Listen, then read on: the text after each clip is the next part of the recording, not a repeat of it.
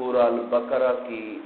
آیت نمبر 165 سے لے کر 167 تک کے حوالے سے ہم انشاءاللہ گفتگو کریں گے۔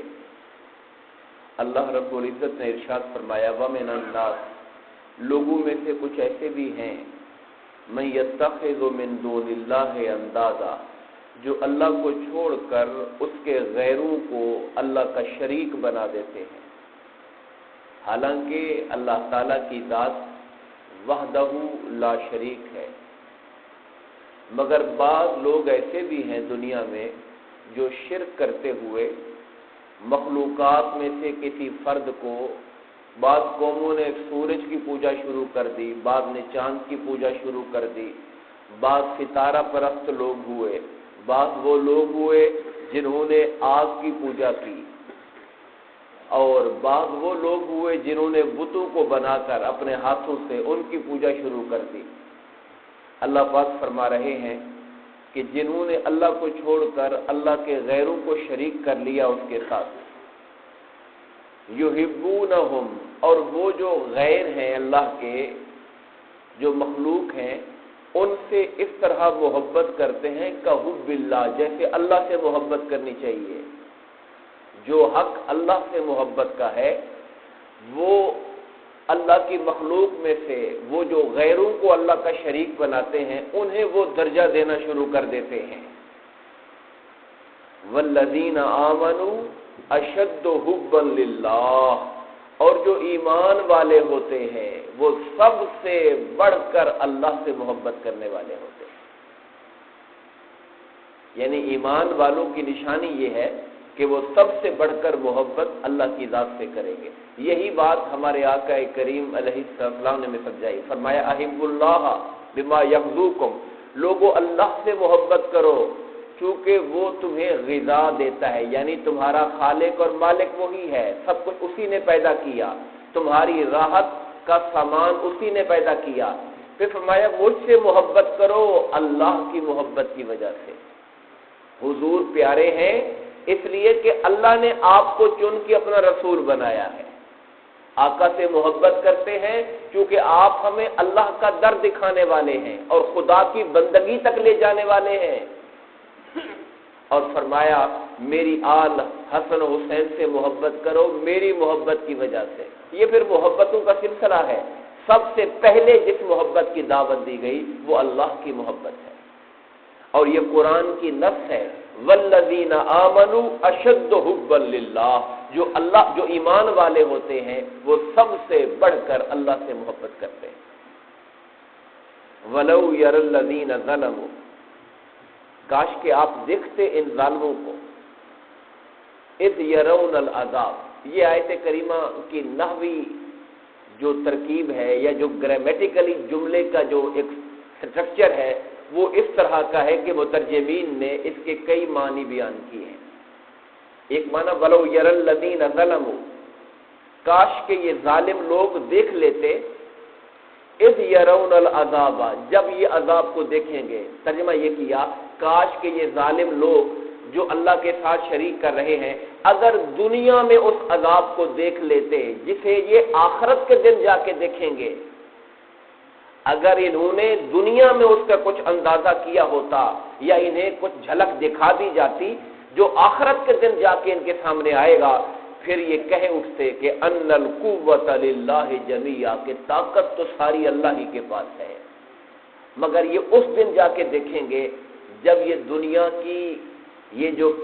امتحان کا عرصہ ہے گزر چکا ہوگا، واپس پلٹ نہیں سکیں گے اور انسان اپنے اعمال سے چھٹکارا نہیں پا سکے گا۔ اس وقت جا کے ان کو ہوش آئے گی کہ یار طاقت تو ساری اللہ کے ہاتھ کے اندر ہے۔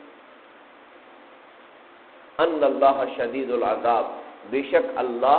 سخت عذاب دینے والا ہے ظالموں کو۔ اب یہ جو آیات ہیں ہمارے لیے بہت قابل غور ہیں۔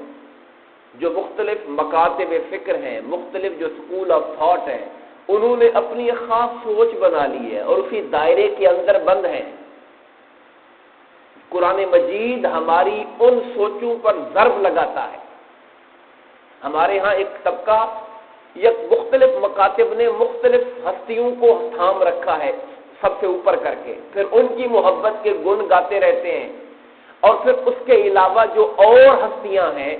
مثلا صحابہ کو پکڑنے والے صحابہ سے محبت کی بات کرتے رہیں گے، اہل بیت کو پکڑنے والے ان سے محبت کی بات کرتے رہیں گے، اولیاء کو پکڑنے والے ان سے محبت کی بات کرتے رہیں گے، اور وہ جو اصل ذات ہے جس کی بنا پر ہر ایک سے محبت کی جا رہی ہے وہ اللہ کی ذات ہے، کیونکہ آقا نے یہی سمجھایا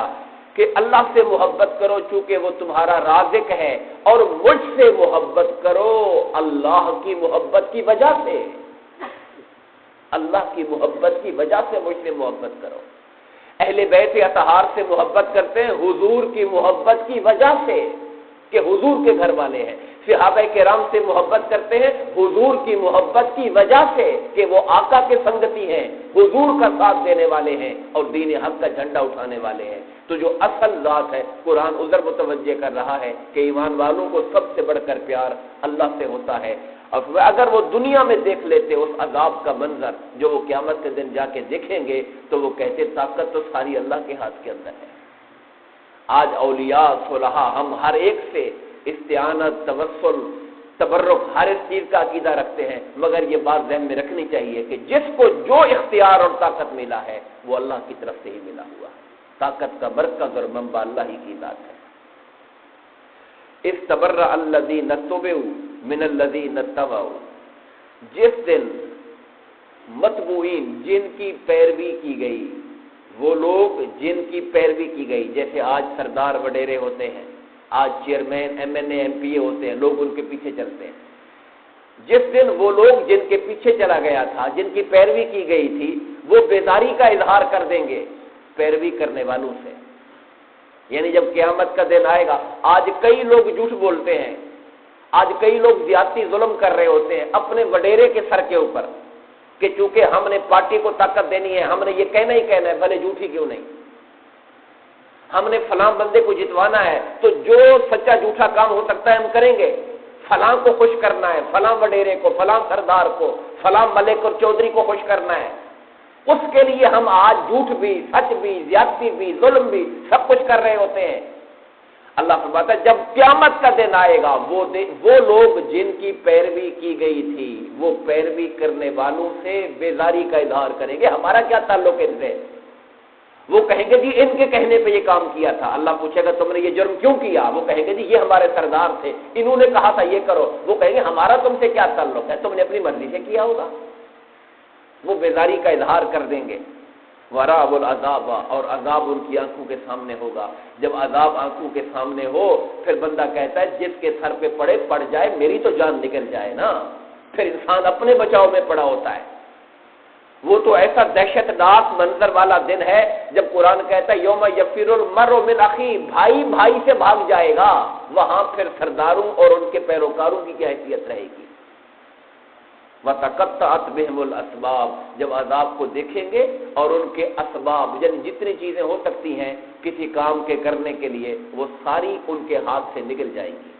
اس دن کوئی کچھ نہیں کر سکے گا۔ آج دنیا میں ہم پھنستے ہیں، ہم کہتے ہیں ہمارا فلانا بندہ فلانی سیٹ پر ہے، اس کو فون کرتے ہیں ابھی مسئلہ حل ہو جائے گا، فلانے کو اپروچ کرتے ہیں، فلانے کو اپروچ کرتے ہیں، کوئی بات نہیں یار فلاں بندے نے پیسے ڈالو، اس کو لگاؤ 10 لاکھ روپیہ نکلواؤ اپنے بندے کو۔ ہم آج ہمارا پیسہ ہمیں لگتا ہے کہ جان چھڑا لے گا، ہمارے تعلقات لگتا ہے جان چھڑا لیں گے، یا ہماری طاقت ہماری افرادی طاقت ہمیں لگتی ہے جان چھڑا دے گی۔ قرآن کہتا ہے اس دن سارے اسباب انسان کے ختم ہو جائیں گے، کوئی چیز نہیں ہوگی جو اس کی جان چھڑا سکے۔ وقال الذین اتبعوا، اور وہ جو پیروکار تھے جب اپنے سرداروں وڈیروں کا رویہ دیکھیں گے نا، یا انہوں نے تو ہمیں جھٹک کے پھینک دیا ہے کہ ہمارا تعلق ہی کوئی نہیں، ہم تو ان کی خاطر مرتے تھے، ساری زندگی ہم نے تو ان کی خاطر ہی مارا ماری کرے رکھی، اور یہ آج ہمیں کہتے ہیں کہ تم ہو کون؟ اس دن وہ پیروکار لوگ کہیں گے لو ان لنا کرۃ، اگر ہمیں دنیا میں جانے کا پھر موقع مل جائے نا، ایک چانس پھر مل جائے، فنتبرأ منہم کما تبرؤوا منا، تو ہم بھی ان کے ساتھ بیزاری کا اظہار کریں گے جیسے آج یہ ہمارے ساتھ کر رہے ہیں۔ ہم نے بھی ان کو منہ نہیں لگانا تھا، ہم بھی ان سے کہتے دباؤ تم ہوتے کون ہو، ہمیں بھی یہ موقع اگر مل جائے تو اب ہم ایسے کہیں گے۔ مگر اب یہ موقع کہاں ملنے والے ہیں؟ آج وقت ہے کہ انسان پہچانے کہ حق کیا ہے، غلط کیا ہے، سچ کیا ہے، جھوٹ کیا ہے۔ سچ کے ساتھ کھڑے ہونا ہے، جھوٹ کا دفاع نہیں کرنا، بھلے وہ اپنا ہی کیوں نہ کر رہا ہو۔ یہ سمجھ ہے جو قرآن ہمیں دینا چاہتا ہے کہ حق اور درست صحیح بات عدل کے ساتھ کھڑے ہو، بھلے آپ کا مخالف ہی بظاہر کیوں نہیں کر رہا، اور ظلم کے خلاف کھڑے ہو، بھلے ظالم آپ کا اپنا ہی کیوں نہیں ہے۔ اس لیے قیامت کے دن انسان کو یہی چیز پریشان کرے گی، کاش کہ میں نے اس ظالم کا کہنا نہ مانا ہوتا۔ کذالک یریہم اللہ اعمالہم حسرات علیہم، اس طرح اللہ تعالیٰ قیامت کے دن ان کے عمل ان کو حسرت بنا کے دکھائے گا۔ کاش ہم یوں نہ کرتے، کاش ہم نے ایسے نہ کیا ہوتا، یا بس یہ غلطی ہو گئی، موقع مل جائے تو ایسے کر دیں گے۔ اس دن اللہ ان کو حسرت بنا کے دکھائے گا، کیونکہ ہو تو کچھ نہیں سکتا۔ وما هم بخارجین من النار، اور وہ جہنم سے نکلنے والے تو ہیں ہی نہیں، اب تو آخرت آ گئی ہے، پلٹ کے واپس تو آ نہیں سکتے ہیں، اس دن تو بس حسرتیں ہی رہ جائیں گی، ایسے کرتے تو ایسے ہو جاتا۔ دعا فرمائیں اللہ تبارک و تعالی ہمیں زندگی میں جو عمل کی دنیا ہے، جس میں وقت ہے کہ آج ہم اپنی اصلاح کر سکیں، غور و فکر کرنے اور صحیح اور درست راہ پہ چلنے کی توفیق عطا فرمائے۔ آمین۔ وما علینا الا البلاغ۔